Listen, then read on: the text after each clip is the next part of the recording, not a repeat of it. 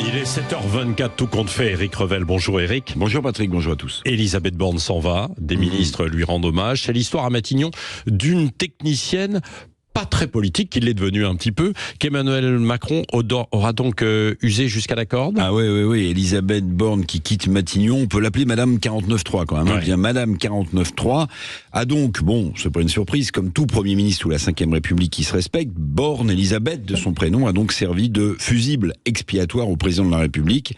Alors rien de bien nouveau, si ce n'est qu'en plus de réaliser quand même à la lettre les desiderata d'Emmanuel Macron, Madame Borne avait aussi du mal avec le chef de l'État. Le courant n'est jamais vraiment passé entre les deux têtes de l'exécutif.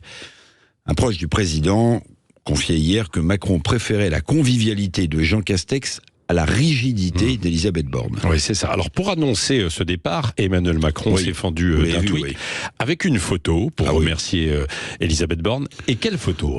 Oui. Alors ça, c'est la cerise sur le gâteau. Alors, bon, Emmanuel Macron, évidemment, dans le texte du tweet, salue le travail accompli par son ex-première ministre au service de la nation. Bon, ce sont les mots grandiloquents du président de la République. Mais oui, ce tweet présidentiel était assorti d'une photo qui traduisait bien mal l'état de leur relation. La photo du tweet, je vous la rappelle, Patrick, elle, Elisabeth Borne, en robe rose, lui en costume bleu, et surtout les deux se souriant avec joie dans un climat totalement détendu. La réalité a été tout autre entre les deux. Macron en réalité a fait subir un véritable supplice politique de Tantale à Elisabeth Borne. La loi sur les retraites, celle sur l'immigration, en bon petit soldat, Elisabeth Borne, Madame 49.3, a effectué le travail. Elle a fait le job, comme on dit, pour le président, au nom du président.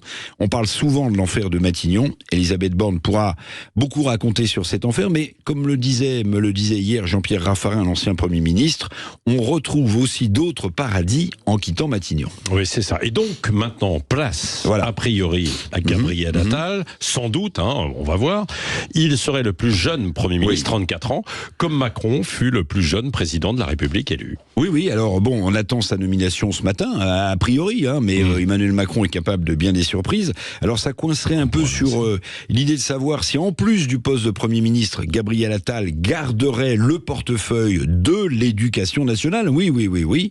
Alors, si vous vous souvenez bien des vœux d'Emmanuel Macron qu'il a présentés à la Nation il y a quelques jours, il a eu deux formules. Réarmement civique et régénération. Eh bien, en fait, il suit à la ligne, le président de la République, cette idée. Alors d'abord, Gabriel Attal, faut pas l'oublier, il a été au PS pendant 10 ans, mais il incarne en même temps, c'est toujours le en même temps, une politique plutôt droitière et républicaine au ministère de l'Éducation. Donc ce parfait en même temps, mais surtout Gabriel Attal incarne la jeunesse, la grande jeunesse, en face d'un encore plus jeune que lui, Jordan Bardella, pour le RN, talentueux, qui ne cesse de progresser dans les sondages. Donc Attal contre Bardella, finalement Macron est en train d'installer ce combat politique. Oui, parce que la politique, c'est aussi de l'image et de l'incarnation. Oui, merci Éric Revel. Et puis justement, on pose des questions ce matin sur les réseaux sociaux. Que retenez-vous par exemple d'Elisabeth Borne et son courage, sa sobriété, son abnégation, ou sans avis? Vous êtes sans avis à 79%. Il y en a beaucoup qui disent c'est surtout le 49.3, comme vous l'avez souligné.